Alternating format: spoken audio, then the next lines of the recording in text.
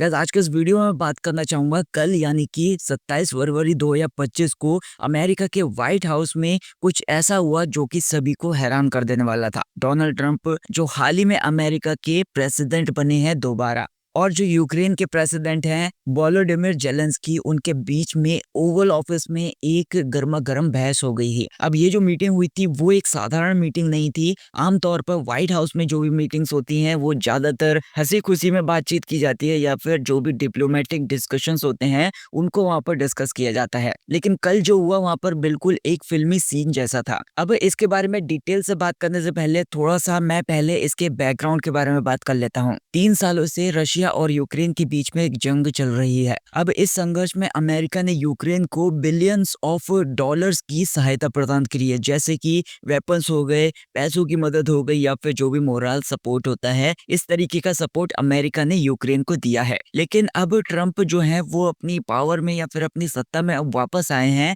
तो उनका जो रुख है वो बिल्कुल क्रिस्टल क्लियर है। उनका ये कहना है कि अमेरिका ने यूक्रेन के ऊपर बहुत सारा खर्चा किया है, अब यूक्रेन को उसमें से कुछ वापस करना पड़ेगा। अब दूसरी तरफ जेलेंस्की हैं, जिनका जो देश है वो जंग की आग में जल रहा है अभी तक। अब जो जेलेंस्की हैं वे ये चाहते हैं कि अमेरिका बिना शर्त के अनकंडीशनली उनकी मदद करती रहे। अब ये जो मीटिंग थी वो एक डील के ऊपर थी, यूक्रेन के जो भी मिनरल रिसोर्सेज हैं उनके बदले में अमेरिका की मदद। लेकिन बात बनने की बजाय यहाँ पर बिगड़ जाती है। अब एक इंडियन सिटीजन होने के नाते मेरे को ये लगता है कि ये जो सिचुएशन है ये हमारे लिए भी एक सबक है। अब हमारा जो देश है वो भी दूसरे देशों के बीच में ज्यादातर मतलब बाहरी जो मदद होती है उसके बीच में और जो अपने रिसोर्सेज होते हैं उसके बीच में बैलेंस बना के रखता है। क्योंकि आपको नहीं लगता कि ये जो घटना हुई है वो फॉरेन पॉलिसी और सेल्फ रिलायंस के बीच में या फिर जो भी आत्मनिर्भरता है उसके बारे में सभी को सोचने पर मजबूर करती है। अब ये जो सीन क्रिएट हो गया था ओवल ऑफिस में, इसकी वजह से हर तरफ चिंगारी जैसी फैल गई। तो अब जैसे मीटिंग शुरू होती है तो मीटिंग शुरू होते ही जेलेंस्की ने ट्रंप से ये कहा, हम रशिया के साथ शांति के ऊपर बात करना चाहते हैं या फिर शांति स्थापित करना चाहते हैं, लेकिन हमारी जो जमीन है उसको लेकर कोई भी कॉम्प्रोमाइज नहीं होगा, कोई भी समझौता नहीं होगा। अब इस बात को सुनते ही ट्रंप जो होते हैं वो भड़क जाते हैं। अब ट्रंप का ये कहना है कि देखो कॉम्प्रोमाइज तो करना पड़ेगा। अब जंग आप छोड़ना चाहते हैं या फिर जंगों को खत्म करना चाहते हैं तो दोनों देशों को कुछ ना कुछ तो छोड़ना पड़ता है। मैं एक पीस मेकर बनना चाहता हूँ, यानी कि एक शांति दूत बनना चाहता हूँ, ताकि लोगों की जान बच सके या फिर लोगों का नुकसान होने से बच सके। लेकिन जो जेलेंस्की थे वो अपनी बात पर अड़े रहे। अब जेलेंस्की ने यहाँ पर ये रिप्लाई दिया कि हम अपने देश में हैं और पिछले 3 सालों से हम अपने देश की रक्षा खुद ही कर रहे हैं, या फिर अपने देश को हमने खुद ही बचाया है। आपकी मदद के लिए धन्यवाद, लेकिन हम रशिया के लिए कोई भी डील नहीं करेंगे। अब यहाँ पर चीजें गर्म होने लगी। अब ट्रंप ने तेज आवाज में ऐसा कहा कि या तो डील करो वरना हम बाहर हैं इस चीज से, तुम यहाँ पर ये जंग नहीं जीत सकते।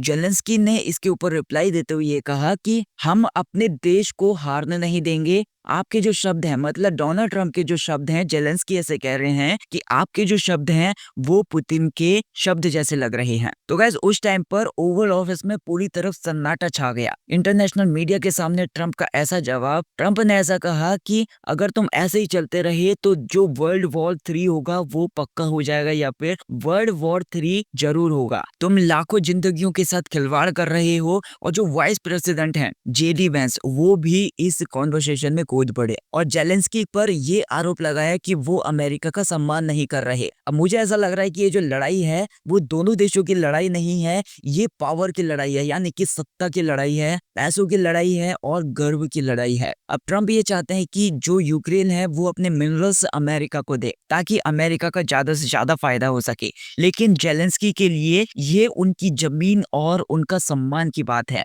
अब जैसे हम इंडियंस ने भी देखा होगा कि जब हमारी मिट्टी के ऊपर बात आ जाती है तो ये जो समझौता होता है या फिर इस टाइप का कोई भी कॉम्प्रोमाइज होता है तो वो बहुत ज्यादा मुश्किल हो जाता है। तो क्या आपको नहीं लगता कि अगर भारत इस सिचुएशन में होता तो भारत क्या अपनी मिट्टी के के लिए आखिरी दम तक नहीं लड़ता। अब ट्रम्प ने लास्ट में ये कहा कि हम आपको $350 बिलियन दे चुके हैं, अब आपके पास ना तो सोल्जर्स बचे हैं ना आपके पास पैसा बचा है। अगर हम तुमको सपोर्ट देना बंद कर देंगे, तुम्हारा साथ देना बंद कर देंगे तो तुम हार जाओगे। अब जेलेंस्की ने यहाँ पर ये रिप्लाई दिया कि हम लड़ते रहेंगे, अपने प्रीवियस प्रेसिडेंट से पूछो कि सीजफायर क्या होता है। अब ट्रम्प ने इसके ऊपर ये कहा कि that was Biden, he was not smart. अब ये जो सीन था वो किसी भी हॉलीवुड मूवी से कम नहीं था। तो गाइस मीटिंग तो खत्म हो जाती है लेकिन सवाल अभी भी बाकी रहते हैं। ये जो मीटिंग थी ये मीनिंगफुल नहीं थी। अब जेलेंस्की इसके ऊपर तैयार नहीं है, मतलब जेलेंस्की शांति स्थापित करने के लिए तैयार नहीं है। अब दुनिया की नजर इस चीज के ऊपर है कि यूक्रेन क्या करेगा और जो यूरोप के देश होंगे वो क्या करेंगे। तो मेरे हिसाब से बस मैं ये कहना चाहूंगा कि ये जो घटना है हमें बहुत कुछ सिखाती है। तो पहला तो यही है कि आत्मनिर्भरता जरूरी है।